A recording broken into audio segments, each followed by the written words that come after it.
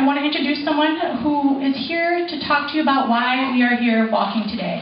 So Jen, come on up and welcome.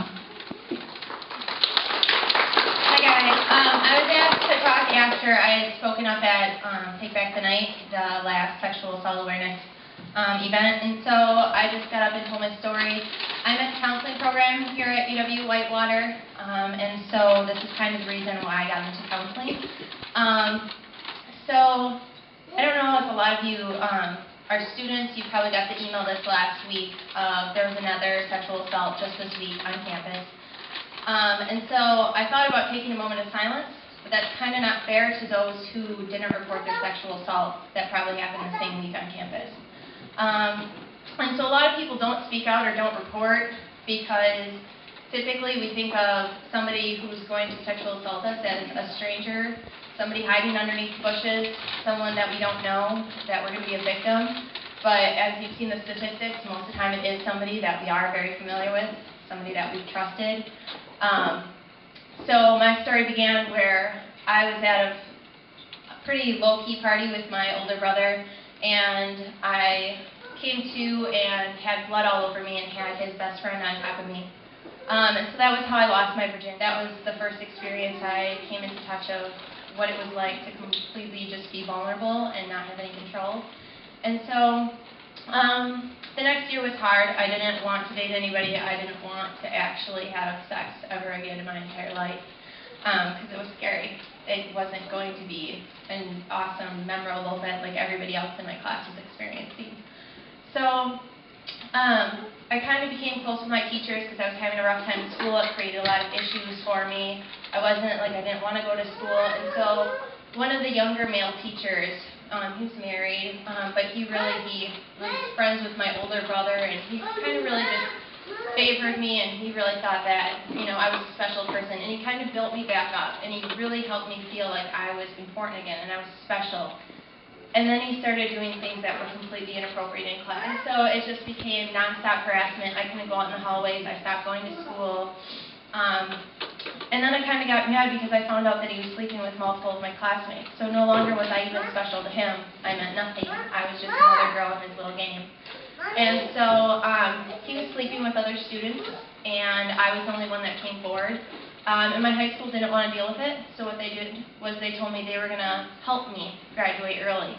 They wanted me out of there so they didn't have to deal with the fact that he was sleeping with other students and doing inappropriate. I became a sexual assault advocate in the military, but that almost seemed to target me out even more because then men wanted to make sure I had the experience so that I could talk about it.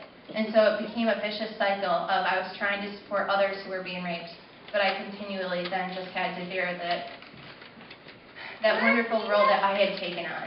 And so most people think that a lot of people who get raped once, they think, oh, it's not going to happen again. But actually what happens is you become very hypervigilant and you stop being able to see the basic signs. And you're so aware that you think, oh, I'm going to see it 10 feet away. Like if somebody ever gets close to me, I'm going to be able to see it.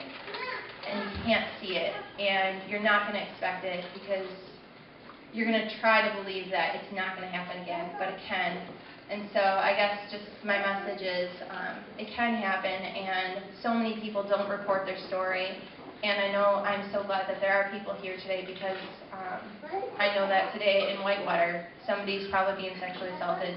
Maybe not for the first time, maybe not for the second, the third. And families, there are kids who we can't help and they don't have the voice like I have that are able to tell their story. But someday they'll come out and someday they'll be able to speak, and I'm glad that you guys will be there to support them. So thank you for coming out tonight, and thanks for walking with us. Much, Jen, for your honesty and your bravery, and for walking with us today, speaking out. I know it's hard to do.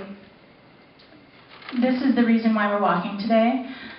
April is Sexual Assault Awareness Month, and we want to start talking about sexual assault.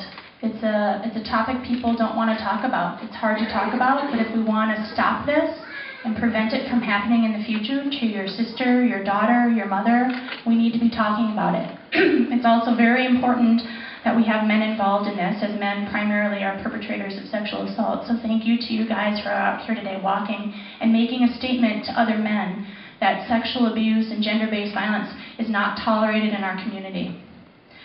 Last year, PATA, we took over 1,100 crisis calls. Of those, 118 were adult sexual assaults, and we had 33 child sexual assault victims that we helped with last year.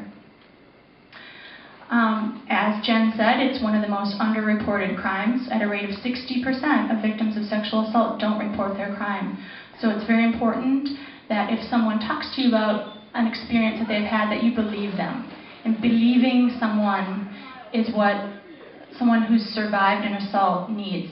So please, today, if there's a message I can impart, is to believe someone when they're telling you some things happened to them.